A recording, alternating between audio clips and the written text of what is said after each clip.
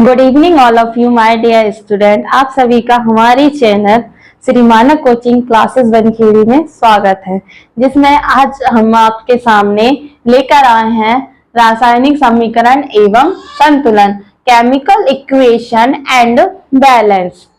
हमने आपको last day जो हमारी आखिरी क्लास थी उसमें हमने आपको क्या बताया था कि रासायनिक अभिक्रिया के कितने प्रकार होते हैं। आज हम आपके सामने लेकर आए हैं रासायनिक समीकरण। सबसे पहले रासायनिक समीकरण, इसके लिए आप पहले इसकी डेफिनेशन को जानिए, इसकी परिभाषा को। एक बार मैं रीड कर रही हूँ, फिर आप इसको रिपीट कर लेना। रासायनिक अभिक्रिया को रासायनिक समीकरण द्वारा निरूपित किया जाता है। रासायनिक समीकरण के अभिकारकों और उत्पादकों के पदार्थ के प्रतीकों या सूत्रों का इस्तेमाल किया जाता है। इसका मतलब ये हुआ कि रासायनिक अभिक्रिया के रासायनिक समीकरण के द्वारा ही उसको निरूपित किया जाता है। जितनी भी प्रकार की रासायनिक अभिक्रिया हैं उनको एक रासायनिक रूप में क्या करते हैं, अपन प्रदर्शित करते हैं। जैसे कि आप देख रहे हैं कि उनके जितने भी रासायनिक अभिक्रिया में अभिकारक हो या उत्पाद हो, इन सभी को क्या करते हैं, एक प्रतीकों या उनके सूत्रों के द्वारा ही प्रदर्शित करते हैं। उसे ही बोला जाता है रासायनिक समीकरण। रासायनिक अभिक्रिया को रासायनिक समीकरण द्वारा निरूपित किया जाता है, इसे ही रासायनिक समीकरण कहा जाता है। जैसे आप देख सकते हैं, उदाहरण के लिए एग्जाम्पल फॉर अपन ले सकते हैं, मैग्नीशियम रिवन का वायु ऑक्सीजन में दहन कर मैग्नीशियम ऑक्साइड बनता है। अगर आप मैग्नीशियम रिवन को वायु अपन सब जानते हैं, ऑक्सीजन में दहन मीन्स क्या होता है, जलाना। दहन मीन्स क्या होता है, जलाना। जब आप मैग्नीशियम रिवन को आप जैसे ही वायु की प्रेजेंस में, वायु की उपस्थिति में जब जलाते हैं तो मैग्नीशियम का ऑक्साइड आपको प्राप्त होता है। जैसे आप देख सकते हैं मैग्नीशियम को किससे निरूपित किया जाता है, उसका प्रतीक होता है, सूत्र होता है मैग्नीशियम का सूत्र होता है आपका Mg, आपका होता है Mg। और ऑक्सीजन को किया जाता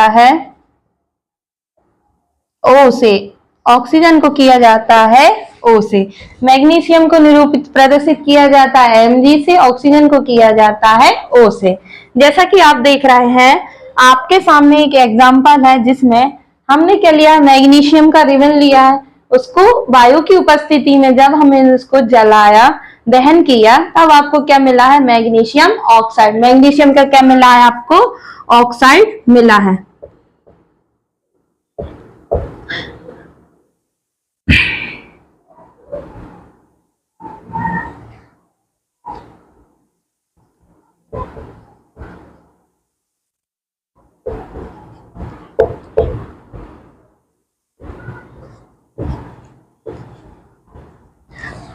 और यहाँ पर आपका क्या है, मैग्नीशियम और ऑक्साइड।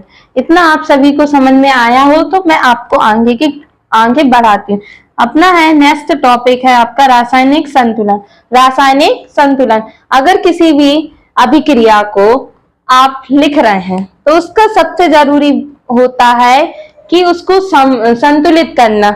जिस प्रकार अगर आप कोई चीज, आपने अगर एग्जाम्पल फॉर मैं आपको आपके घरेलू तरीकों से बताती हूँ। जैसे अगर आप कोई चीज लेके आते हैं घर पे, अगर दोनों को आपको बराबर पार्टीशन में डिवाइड करना है, दोनों भागों को बराबर भागों में बांटना है, तो आप ये भी देखते हैं कि जो फर्स्ट पार्ट है वो भी सेम होना चाहिए और सेकंड पार्ट भी सेम होना चाहिए। उसी प्रकार अगर आपका किसी भी रासायनिक अभिक्रिया में अभिकारक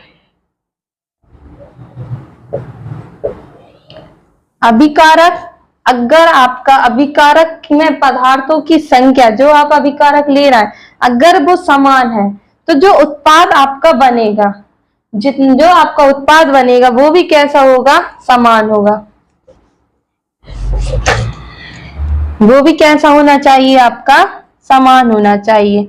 सीधा सिंपल भाषा में अगर अपन बोले, रासायनिक संतुलन मतलब अगर अभिकारक में जितनी भी आप पदार्थ तत्व ले रहे हैं, अगर उनकी संख्या समान है, तब आपकी उत्पादकों से जो आपका उत्पाद बन रहा है उसकी संख्या भी समान होना चाहिए। कभी भी हो बराबर का चिन्ह जब यूज किया जाता है, जब दोनों साइड बराबर हो, LHS भी इक्वल होना चाहिए और RHS भी इक्वल होना चाहिए।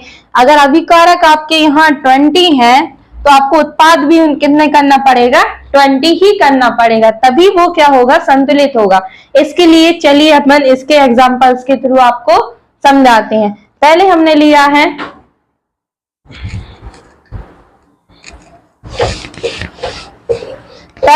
रासायनिक समीकरण लिया है NaCl सोडियम क्लोराइड। फिर आपने दूसरा अभिकर्मक में लिया है AgNO3। Ag होता है आपका सिल्वर, NO3 नाइट्रस, Na होता है आपका सोडियम, Cl होता है आपका क्लोरीन। अगर आप इसको एक बार और इनके प्रतीकों को आइडेंटिफाई करना चाहते हैं, इनको जानना चाहते हैं, तो मैं आपके बाजू में उनको लिख रही हूं। Na का मतलब होता है आपका सोडियम, Na मतलब होता है आपका सोडियम। Na को आप रीड करेंगे किससे, सोडियम से। Cl मतलब होता है आपका क्लोरीन, क्या होता है, क्लोरीन। Ag होता है आपका सिल्वर और N होता है आपका नाइट्रोजन और ऑक्सीजन होता है O होता है आपका ऑक्सीजन।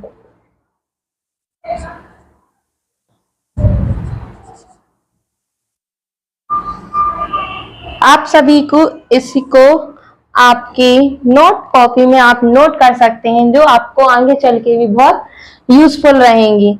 अब यहाँ पर मैंने आपको इनके आइडेंटिफाई करवाया, इनके नेम को आपको आइडेंटिफाई करवाया, सिर्फ नेम आपको बताए हैं।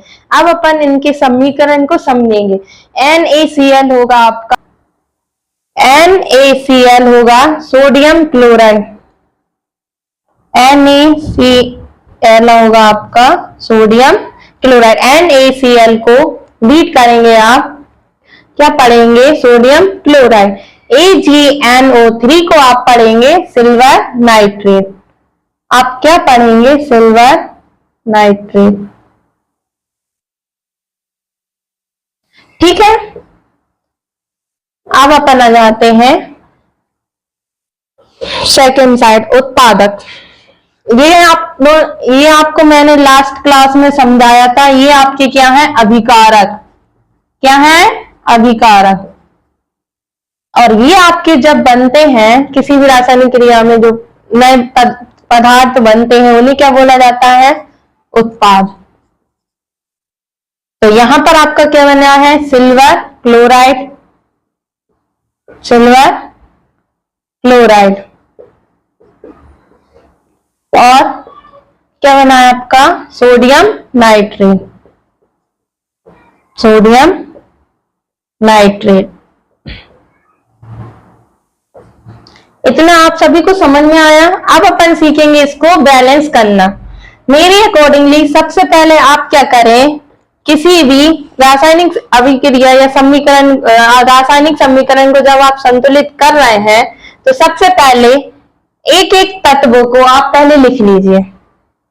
जैसे यहां पर पहले लिख लीजिए सोडियम, किसी एक साइड को आप ले लीजिए। हमने लिया है अभिकारक, हम कौन सा पोर्शन ले रहा है अभी, अभिकारक। Na कितना है आपका, 1। फिर इसके बाद ले लीजिए आप Cl, Cl तत्व को लिया, Cl कितना है आपका, 1 है। अब इसके बाद Ag आपका कितना है, 1 है। NO3 नाइट्रस नाइट्रेट, इसके मॉलिक्यूलर्स कितने हैं आपके। इसके बाद आएगा आपका नाइट्रोजन। इन दोनों को अगर आप माने कंपाउंड फॉर्म में मानेंगे, इसको रीड करेंगे नाइट्रस। इसमें देखिए यहां है आपका N मतलब क्या होता है, नाइट्रोजन। पर नाइट्रोजन का आपके पास कितने हैं, 1 है। और ऑक्सीजन आपके पास कितने हैं, 3।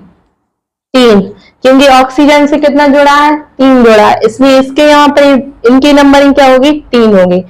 अब आपका मैंने ये लिख दिया किस साइड का पार्ट, अभिकारक साइड का। किस साइड का लिखा है, अभिकारक। हमने आपसे क्या बोला था, अगर रासायनिक संतुलन है तो जब आपका अभिकारक जितने होंगे उतने ही आपको उत्पाद में देखना पड़ेगा। तो यहाँ पर अब देखिए Ag कितने प्रेजेंट है, Ag आपके कितने उपस्थित हैं, 1, मतलब ये संतुलित है। Cl कितना है, 1 है, ये भी संतुलित है। N आपका कितना है, Na कितना है, सोडियम 1 है, ये भी संतुलित है। N कितना है, नाइट्रोजन, ये भी संतुलित है। O कितना है, 3, ये भी ऑलरेडी संतुलित है। ये जो मैंने आपको रिएक्शन बताई थी ये ऑलरेडी बैलेंस्ड है, ये ऑलरेडी संतुलित है। अगर मैं आपको इसको चेंज करना चाहूं, ये मैंने सिर्फ आपको क्या बताई है, ये ऑलरेडी आपको बैलेंस वाली बताई है। अब मैं आपको इनबैलेंस वाली बताती हूँ कि अगर इनबैलेंस इक्वेशन दी जाए तो आप उसको कैसे सॉल्व करेंगे।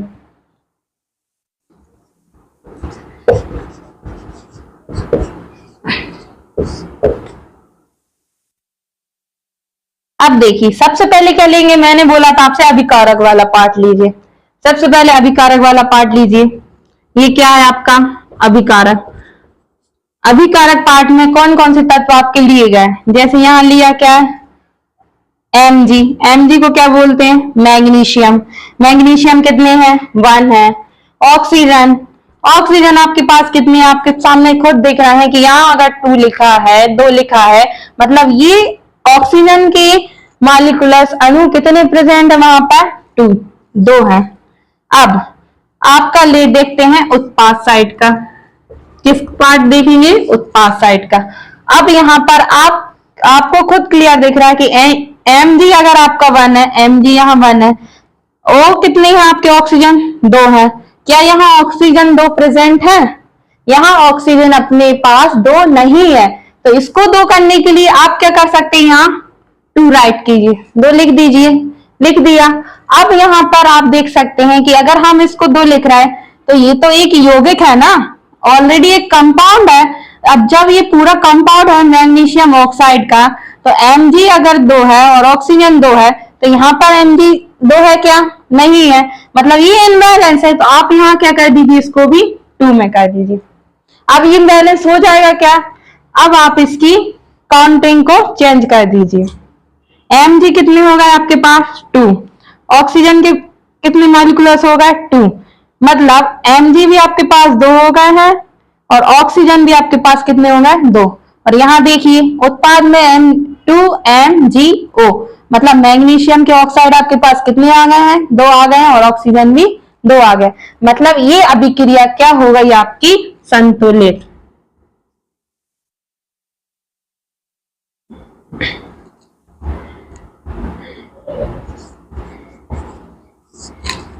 ठीक है, अब हम इसको बोल सकते हैं कि ये ऑलरेडी बैलेंस्ड है। इंग्लिश मीडियम वालों के लिए है, अगर आप मैग्नीशियम के 2 मॉलिक्यूल्स लेंगे और ऑक्सीजन के साथ उनकी रिएक्शन कराएंगे तो आपका क्या बनेगा, मैग्नीशियम ऑक्साइड। मैग्नीशियम ऑक्साइड का कंपाउंड फॉर्म में आपको मिलेगा, जिसमें 2 मॉलिक्यूल्स अगर Mg के हैं, मैग्नीशियम प्रेजेंट है, तो देन यहाँ भी 2 मॉलिक्यूल्स Mg के प्रेजेंट होना चाहिए। ऑक्सीजन अगर 1 यहाँ प्रेजेंट है तो ऑक्सीजन भी यहाँ 1 प्रेजेंट होना चाहिए। बट यहाँ पर आपका रिएक्टेंट में कितने हैं आपके पास, 2 मॉलिक्यूल्स हैं, और प्रोडक्ट में आपके पास कितने मॉलिक्यूल्स प्रेजेंट है, यहाँ भी 2 मॉलिक्यूल्स प्रेजेंट है। ये क्या है, आपकी एक बैलेंस्ड इक्वेशन है। That is clear. एंड अब मैं आपके सामने थर्ड एग्जांपल, इसको मैं रफ कर, थर्ड एग्जांपल,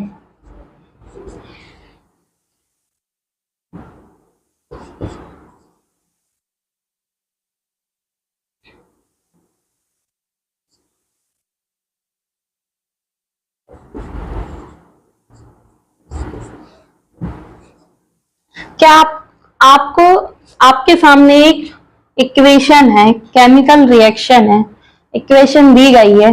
अब मुझे इसमें आइडेंटिफाई करना है कि ये जो केमिकल इक्वेशन है क्या ये बैलेंस्ड है? तो मेरे अकॉर्डिंगली ये इनबैलेंस्ड है। क्यों? क्योंकि अपन जो रिएक्टेंट ले रहा है, रिएक्टेंट को हिंदी में बोलते हैं अभिकारक, रिएक्टेंट को हिंदी में बोलते हैं अधिकारक। रिएक्टेंट की अगर आप निकालें तो यहाँ पर जो कंपाउंड फॉर्म में NaCl है, सोडियम क्लोराइड है, उसकी काउंटिंग मिस है।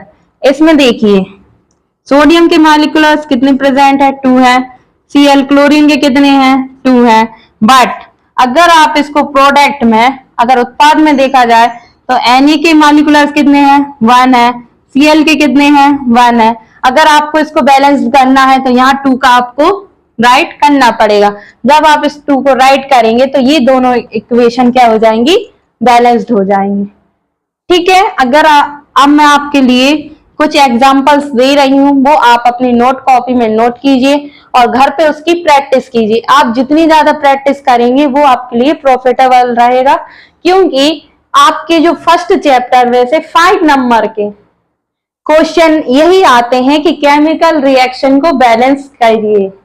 केमिकल आपको यार इक्वेशन दे देंगे, इस टाइप की एक इक्वेशन दी जाती है, या उसमें आपको अभिकारक पार्ट की काउंटिंग देखना पड़ेगा, उत्पादक की काउंटिंग देखना पड़ेगा, दोनों को आपको बैलेंस करना देखना पड़ेगा। और ये आते हैं सीधे सीधे 5 नंबर के आते हैं। अगर आपको इसकी तैयारी करना है और जो भी डाउट है तो आप कमेंट कर सकते हैं मुझे, और जो भी आपको पूछना है आप मुझसे पूछ सकते हैं। आज के लिए इतना ही। सेकंड वीडियो में इसका जो नेक्स्ट पार्ट है इस चैप्टर का वो कंप्लीट करेंगे, देन फिर आपका ये चैप्टर कंप्लीट हो जाएगा, फिर अपन सेकंड चैप्टर स्टार्ट करेंगे। Thank you all of you.